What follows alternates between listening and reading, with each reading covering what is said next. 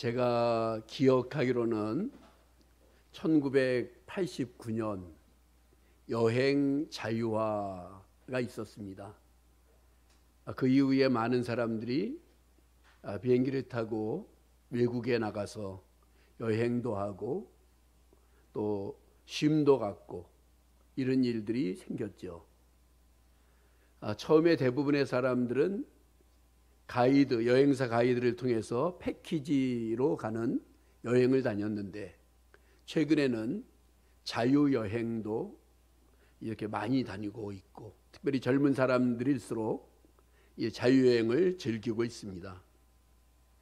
즉 명절이 되고 나니까 인천공항이 정말 인산인해라고 할 정도로 많은 사람들이 나가고 있습니다.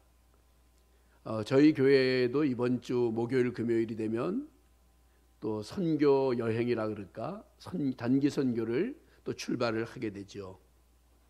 많은 사람들이 일상에서 벗어나게 되면, 자유로운 삶을 살게 되면 숨 쉴 것 같다, 이런 표현도 씁니다. 그리고 여행을 가려고 한다면 가기 전부터 마음에 설렘도 갖기도 합니다. 근데 우리 인생은 과연, 신앙은 과연 이 자유여행과 패키지 여행 가운데서 어떤 것일까? 가이드가 있는 패키지가 더 좋을 것 같아요. 왜냐하면 우리의 영원한 가이드 되시는 성령님, 또 하나님의 말씀, 이 모든 것을 따라서. 그렇지만 우리가 패키지 여행인 동시에 자유여행입니다. 같이 함께 가는 것이 아니라 또 따로따로 가기 때문에, 교회라는 공동체를 통해서는 하나의 패키지처럼 가는 경우도 있지만은, 또 우리 한 사람 그 안에서도 우리 개개인은 하나님 앞에서 자유여행을 하는 그런 모습이다, 이런 생각이 들었습니다. 먼저 여기에서 자유라고 하는 것은 외부적인 구속이나 무엇에 얽매이지 아니하고 자기 마음대로 할 수 있는 상태를 말하죠. 그래서 자유를 이제 속박하거나 묶어두거나 이런 것들도 있죠. 먼저 여기서 우리는 생각할 것은, 나는 자유한 사람인가? 그리고 참 자유는 무엇인가? 이 부분들을 한번 생각할 필요가 있습니다. 신앙인의 자유, 신앙인의 자유는 어디에서 나오는가? 나를 속박하고 있는 죄라는 곳에서부터 해방이 곧 자유의 시작입니다. 우리가 예수를 믿게 되면 생명의 성령의 법 아래에 놓여지게 되고, 죄와 사망의 법 아래에서 해방이 되어지는데, 거기에서 비로소 우리는 자유함을 얻게 된다는 것이죠. 찬송가에도 268장에 이런 찬송이 있어요. 죄에서 자유를 얻게 함은 주의 보혈. 그러니까 우리가 죄로부터의 자유, 그 자유가 필요하다는 겁니다. 우리는 죄로부터의 자유만이 아니라 우리에게 필요한 많은 자유가 있어요. 그 중에 저는 오늘 나로부터의 자유, 나 자신으로부터의 자유에 관한 부분들을 이 말씀을 통해서 주로 살펴보려고 하는 겁니다. 요한복음 8장 32절에 보면 진리를 알지니 진리가 너희를 자유케 하리라고 했어요. 근데 이 진리가 바로 요한복음 14장에서 예수 그리스도가 길이요 진리요 생명이라고 했으니, 다른 말로 표현하게 되면 예수를 알지니 예수가 너희를 자유케 하리라.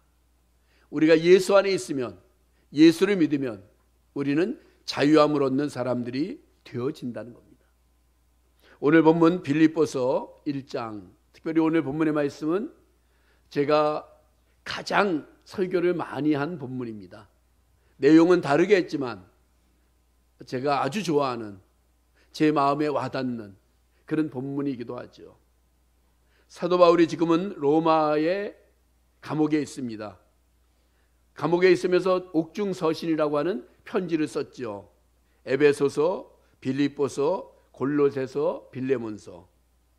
그러면서 바울 사도는 빌립보서에서 특별히 강조하는 것은 기쁨이었죠. 내가 기뻐하니 너희도 기뻐하라. 그 이유를 자유함 때문이라고 표현하고 있습니다. 갈라디아서 5장 1절에는 그리스도께서 우리를 자유롭게 하려고 자유를 주셨으니 그러므로 굳건하게 서서 다시는 종의 멍에를 매지 말라. 우리는 종의 멍에를 매는 사람이 아니라 자유함을 얻은 사람인 것을 강조합니다. 오늘 본문의 말씀에는 인생의 불확실성과 불안 속에서 자신의 삶 속으로만 함몰되어 가는 것이 아니라 진리의 확실한 터 위에 서서 어떻게 보면 불꽃 같은 삶을 살았던 사도 바울 한 사도의 생각, 삶, 사상, 이 많은 것들을 말씀을 해주고 있습니다. 사도 바울이 누구일까? 참 자유를 알았던 사람입니다. 자유를 주님을 위해서 또한 던졌던 사람입니다. 사도행전 20장에 보면 그는 에베소 교회에서 나오게 될 때 이렇게 고백하죠. 결박과 환난이 나를 기다린다고 하지만 주 예수께 받은 사명을 위해서 나의 생명도 귀한 것을 여기지 않겠다라고 표현을 합니다. 그 말씀은 눈앞에 보이는 것은 구속이며 결박이지만 나는 자유한 사람인 것을 선포하고 있는 것입니다. 야고보 사도는 엘리야 선지자의 이야기를 하면서 엘리야는 우리와 성정이 같은 사람이다. 우리와 똑같은 사람이다. 이 말의 의미는 사도 바울도 우리와 똑같은 사람이다. 이것을 말해주고 있는 것입니다. 그러면서 사도 바울이 이렇게 표현했죠. 내가 그리스도를 본받은 자 된 것처럼 너희는 나를 본받는 자 되라. 이 말은 나처럼 되기를 원한다. 나처럼 되기를 원한다는 그 선포이며 선언입니다. 오늘 우리는 본문의 말씀을 통하여서 사도 바울이 말하는 자유, 그리고 나처럼 되기를 원한다는 그 내용 무엇일까? 이런 부분들을 살펴보려고 하는 것입니다. 그 먼저 보려고 하는 것이 바로 나 자신으로부터의 자유입니다. 가시나무라고 하는 노래 가사가 있습니다. 하덕규라고 하는 분이 쓴 건데 거기에 보면 이런 내용이 나옵니다. 내 속엔 내가 너무도 많아. 당신 내 쉴 곳 없네. 그러니까 내 속엔 내가 너무나 많아. 주님이 쉴 곳 없네. 이런 가사입니다. 어느 순간 그 복음송의 가사가 들어오면서 제 마음에 참 감동이 왔어요. 내 속엔 내가 너무 많아. 주님이 쉴 곳 없네. 우리 안에는 내가 얼마나 많이 있는지, 그러면서 선량한 나, 그러면서도 포악한 나, 사랑하는 나, 그러며 미워하는 나, 진실된 나, 거짓된 나, 변덕스러운 나, 우리 안에는 어떤 내가 존재하고 있는지. 에베소 4장 22절 이하에 보면 너희는 유혹의 욕심을 따라 썩어져가는 구습을 따르는 옛사람을 벗어버리고 오직 너희의 심령이 새롭게 되어 하나님을 따라 의와 진리의 거룩함으로 지으심을 받은 새 사람을 입으라. 옛사람을 벗어버리고 새 사람을 입으라. 이것이 바로 나로부터의 자유를 말하는 겁니다. 옛사람, 본성, 본능, 우리의 죄의 사람들을 벗어버리고 새 사람을 입으라고 하는 것이죠. 그러면 이 뜻은 세 가지로 우리가 표현할 수 있는데 첫 번째 내용이 바로 욕심을 버리라는 겁니다. 유혹의 욕심을 따라. 욕심을 버리는 것이 나로부터의 자유의 시작입니다. 옛사람의 가장 큰 특징은 욕심입니다. 욕심이라는 것은 버렸는데 또 찾아오고 버렸는데 또 내 안에 있고 끊임없이 벗어버려야 되는, 여기서 옛사람을 벗어버리고라고 하는 것은 끊임없이 벗어버리라는 의미를 가지고 있습니다. 새 사람을 입으라는 것도 끊임없이 입으라는 의미를 갖고 있어요. 야고보서 1장에서는 욕심이 잉태한 즉 죄를 낳고 죄가 장성한 즉 사망을 낳는다. 죄와 사망의 근본 원인이 바로 욕심이다. 이렇게 표현하고 있죠. 사람에게는 욕심이 있어요. 근데 선한 욕심이 있어야 뭘 할 수 있다고 하죠. 근데 욕심의 근본이 무엇인가를 늘 찾아내야 됩니다. 아담 하와가 가지고 있는 욕심의 모습을 봤던 사탄은 이렇게 말하죠. 선악과를 따먹으면 너는 하나님과 똑같아질 수 있어. 그 말에 그 욕심에 선악과를 따먹게 된 거죠. 탐욕. 창조주의 능력을 갖게 된다고 했을 때 그 선악과를 바라보니까 보암직스럽고 먹음직스럽고 탐스러움직스러웠다. 이렇게 표현하는 탐욕이죠. 로마서 6장 23절에는 죄의 삭은 사망이요 하나님의 은사는 그리스도 예수 우리 주 안에 있는 영생이라고 표현했습니다. 바로 죄는 탐욕, 욕심, 사망까지 이어지는, 그런데 이 욕심이 본능입니다. 그래서 이 본능을 우리가 어떻게 벗어버려야 되는가, 거기에 대한 답이 나와요. 그것이 바로 마태복음 5장 3절 팔복 가운데 제일 먼저 나오는 내용이 심령이 가난한 자는 복이 있나니. 왜 심령이 가난한 자를 제일 앞에다 두었을까? 마음이 가난한 자, 욕심을 버린 자는 복이 있는 사람이다. 그게 어떤 것보다도 중요한 것을 주님께서 강조하신 거예요.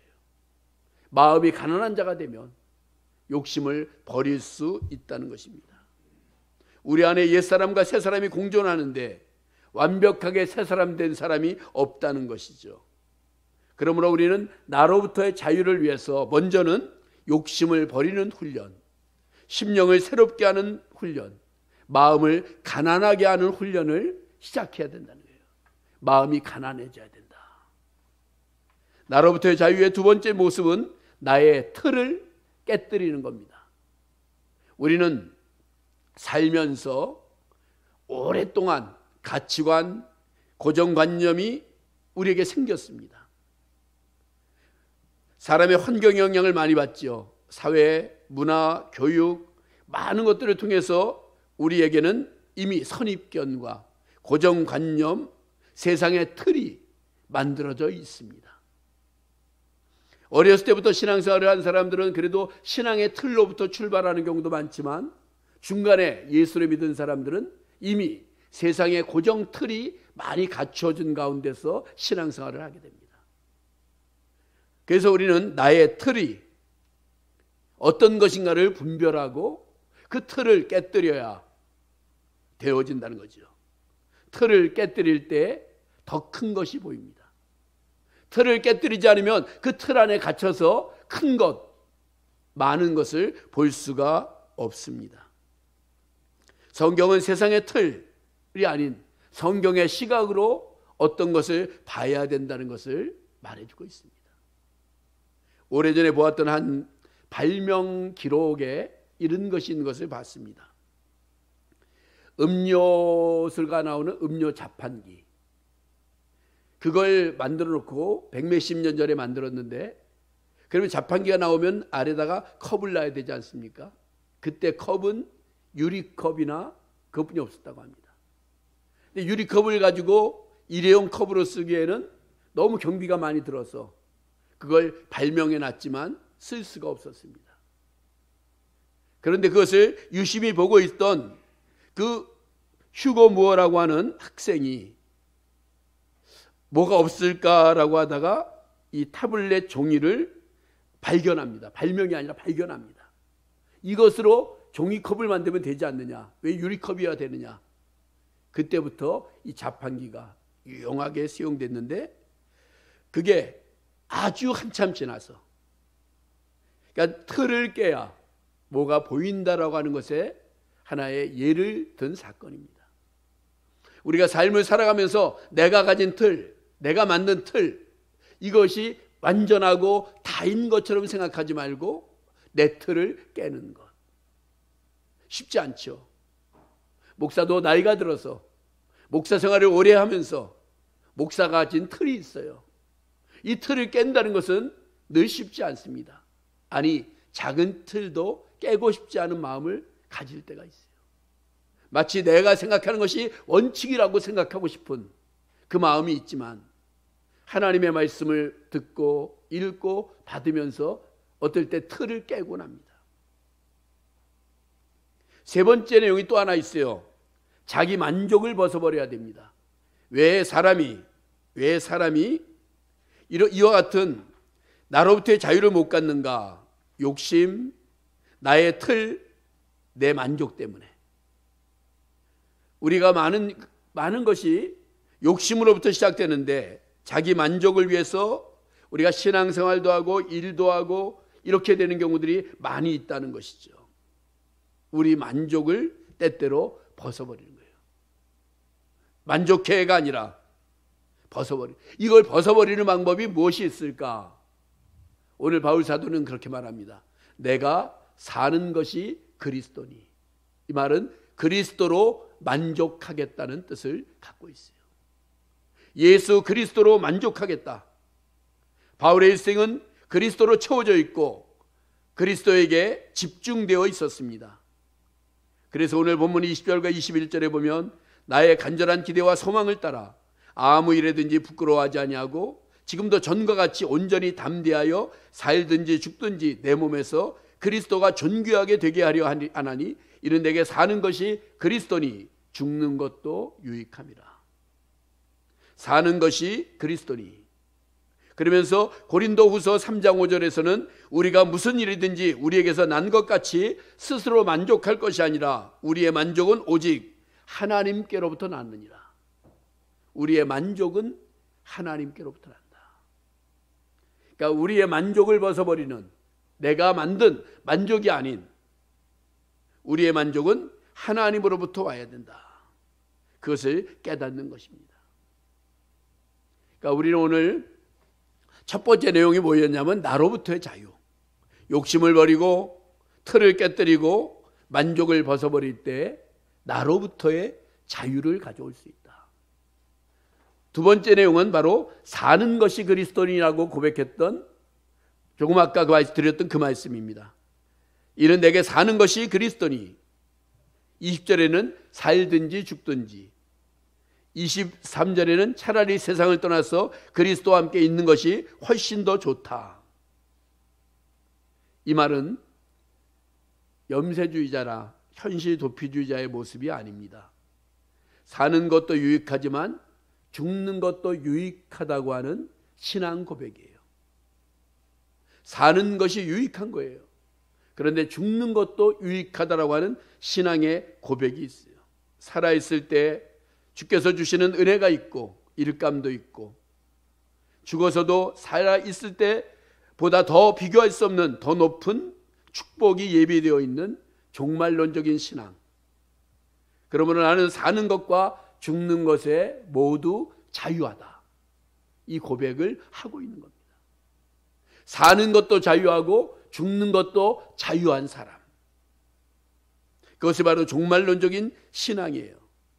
그러니까 종말론적인 신앙이라는 것은 매일 먼 하늘 이상한 구름만 떠도, 그게 옛날 고난의 시대에 불렀던 찬송이에요. 먼 하늘 이상한 구름만 떠도 행여나 내 주님 오시는가에. 그게 종말론적인 신앙이기도 하지만은 그것만 바라보고 사는 신앙은 참신앙은 아닙니다. 우리의 신앙은 현실 속에서, 그리고 종말론적인 신앙을 겸하여 갖고 사는 신앙이야말로 참된 신앙이라는 거죠. 제가 여기에서 갈등을 좀 했어요. 예전에 제가 아주 좋아했던 찬송이거든요. 그때 젊을 때 오히려 천국 가고 싶고 먼 하늘 이상한 구름만 떠도 행여나 내주신 오시는가에, 나 그 찬송만 부르면 눈물도 나고 마음이 감동스럽고 스스로 뭔가 그랬던 기억이 있었어요. 근데 돌아보니까 종말론적인 신앙과 현실의 신앙, 현실의 삶 두 가지가 같이 우리에게 중요한, 사는 것이 그리스도다. 그러면서 왜 죽는 것이 더 좋다고 했는가? 삶이라는 것은 짐이에요. 그래서 죽는 것은 삶의 무거운 짐을 벗어버리는 겁니다. 또한 더 강력한 이유는 우리 주님과 같이 얼굴을 대하고 주님을 배울 수 있고 그리스도와 더 깊고 완전한 연합 속으로 들어갈 수 있고, 그래서 더 좋다라고 표현하고 있습니다. 더 좋다. 예전에 그 김난도라고 하는 교수의 아프니까 청춘이다라는 책을 보면 그 책의 내용이 이제는 틀린 것 같아요. 그 사람은 수명을 80으로 보고 인생의 시계를 계산했더라고요. 인생의 시계. 그러면서 그 사람이 계산한 인생 시계는 40세가 되면 정오. 딱 중간에 가 있다. 50세는 오후 3시, 60세는 오후 6시, 70세는 밤 9시. 요새 밤새도 되니까 그냥 넘어가도 될 것 같은 생각도 들어요. 우리가 사는 것이 그리스도니. 모세도 인생을 이야기하면서 신속기간이 날아간다라고 표현했고, 야곱은 130세에 바로 앞에 섰을 때 자신의 인생을 험악한 세월 나그네 길이라고 고백했어요. 야고보 사도도 너희가 내일 일을 알지 못한다. 너희 생명이 무엇이냐? 잠깐 보이다가 없어지는 안개와 같다. 그렇게 표현했습니다.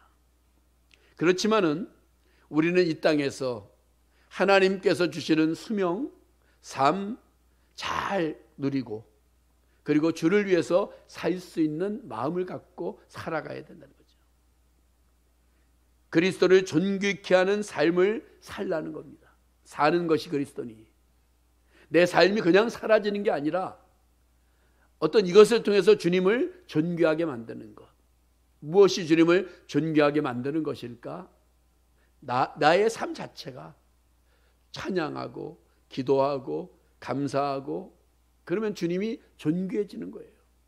또한 우리에게 맡겨진 사명과 일에 최선을 다하고, 우리의 삶의 현장에서 또한 노력하고, 선한 노력, 선한 마음, 이것이 바로 주님을 존귀케 만드는 일들이에요. 그러니까 내가 하는 일이, 내가 생각하는 것이 주님께 영광을 가리우지 않고 존귀케 하는 일인가, 그 부분들을 살펴봐야 된다는 것이죠. 그것을 위해서는 바로 그리스도에게 붙잡힌 바 된 인생을 살아가야 됩니다. 나는 주께서 붙잡으신 그 붙잡음을 향해서 달려간다라고 표현했던 바울처럼 주님이 나를 붙잡으셨고 나는 그 붙잡음을 향해서 달려간다라고 표현하고 있습니다. 사람의 인생은 어떻게 살든 인생은 살아가게 되어 있다고 하죠. 그래서 나온 유명한 얘기들이 있죠. 그 이방원이라고 하는 그 고려가 망하고 조선이 있을 때 정몽주라고 하는 고려의 충신을 설득하기 위해서 지었던 시가 있죠. 이방원의 시 하여가 이런 들 어떠하리 저런 들 어떠하리 만수상 드렁치기 얽혀진 들 어떠하리 우리도 이같이 얽혀 백년까지 누리리라. 이렇게 멋진 하여가를 이방원이 이야기하니까 정몽주라는 사람이 단심가라고 표현하죠. 이 몸이 죽고 죽어 100번 고쳐주고 백골이 진토되어 넋이라도 있고 없고 님 향한 일편단심이야 가실 줄이 있으랴. 그게 바로 단심가. 그래서 죽었죠. 선주교. 그게 바로 그 내용입니다. 사실 인생이 어떻게 살든 상관없다라고 하는 이방원의 이야기보다 우리는 정몽주의 어떤 그 간절한 그 마음이 오히려 맞다라고 우리는 보고 있죠. 건강한 크리스찬은 삶의 지향점을 잃지 않는 사람이에요. 내가 무엇을 위해 사는가, 어떻게 사는가, 방향과 속도와 모든 것들을 갖고 살아가는 사람. 바울 사도는 삶의 지향점이 하나님의 나라, 하나님의 교회, 성도, 복음, 그것으로 가득 차 있었습니다. 그래서 복음에 합당한 삶을 살라고 27절 이하에서 표현하고 있어요. 우리의 삶은 자유하는 삶은 복음과 연결된 삶이다. 복음에 합당하게. 복음에 합당한 삶이 무엇일까? 오늘 19절에 보면 기도로 후원하는 삶이에요.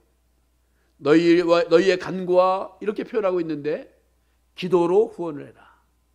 사도 바울은 로마의 감옥에서 필요한 것이 많이 있었어요. 그렇지만 그에게 가장 필요한 것은 성도들의 기도였다. 이렇게 말하고 있는 겁니다. 기도로 후원하는 삶. 우리는 기도로 후원자가 돼야 돼요. 선교사들을 위해서, 사역자들을 위해서, 또 우리의 다음 세대들을 위해서 기도로 후원하는 삶을 사는 것. 이 삶은 정말 중요합니다. 27절, 28절에 보면 여러 가지로 협력하는, 한 마음과 한 뜻으로 협력하는. 주동자나 앞장선 사람도 중요하지만 밀어주는 자, 협력하는 자가 중요한 것입니다. 협력하는 삶. 그것을 위해서 29절에 보면 그리스도를 위하여 너희에게 은혜를 주신 것은 다만 그를 믿을 뿐 아니라 또한 그를 위하여 고난도 받게 하려 함이라. 은혜 받는 삶이 필요하고, 그리고 30절 이하에 보면 영적 싸움도 이겨야 되는 그 많은 것들이 우리들에게 말씀을 해주고 있습니다. 사랑하는 성도 여러분, 인생은 인생의 자유여행, 그리스도 안에서 자유여행을 해야 됩니다. 인생의 패키지 여행, 교회 안에서, 신앙 안에서 해야 됩니다. 제가 좋아했던 그 시가 있어서 오래간만에 그 시집을 봤어요. 젊은 수도자에게라고 하는 시입니다. 고뇌하는 너희 가슴 속에만 진리가 있다고 생각하지 말라. 모든 마당과 모든 숲, 모든 집 속에서, 그리고 모든 사람들 속에서 진리를 볼 수 있어야 한다. 목적지에서, 모든 여행길에서, 모든 순례길에서 진리를 볼 수 있어야 한다. 그런 시였습니다. 젊을 때 읽었던, 그리고 내가 써놨던 그 시의 내용이었어요. 젊은 수도자에게. 사람들은 너무나 자신의 삶에 파묻혀 삽니다. 자신의 아픔, 자신의 슬픔, 자신의 외로움, 자신의 고독, 자신만을 위한 분주한 삶. 그러다 보니까는 하나님을 향하여, 하늘을 향한 마음과 시간을 못 낼 때가 많이 있습니다. 인생이라는 거대한 바다나 광야, 가보지 못한, 경험해보지 못한 길을 가야 되는 우리의 길 속에서, 그러나 이 삶은 우리에게 주어진 것이기 때문에 감사하고 가야 됩니다. 기쁨으로 가야 됩니다. 그것을 위해서 우리에게 필요한 것은 바로 오늘 주제인 나 자신으로부터의 자유예요. 진정한 자유. 바로 나의 주인 되시는 예수 그리스도 안에서 내가 자유함을 얻을 수 있다. 사도 바울은 날마다 나를 부인하고 자기의 틀을 버리고 자기 만족을 버리고 그리스도 중심의 삶을 살았습니다. 앞에 말씀드렸던 것처럼 진리를 알지니 진리가 너희를 자유케 하리라. 예수를 알지니 예수가 너희를 자유케 하리라. 사는 것도 삶의 감격, 기쁨, 감사, 죽는 것도 유익한 인생. 사나 죽으나 주의 것이로다. 그 고백이죠. 성도 여러분, 우리는 그리스도 안에서 참 자유를 얻었습니다. 그 참 자유 얻은 믿음의 사람답게 우리가 신앙으로, 믿음으로 세상을 이기고 환경도 이기고 우리 자신도 이기는 그런 믿음의 사람들로 삶을 사시길 주의 이름으로 축복합니다.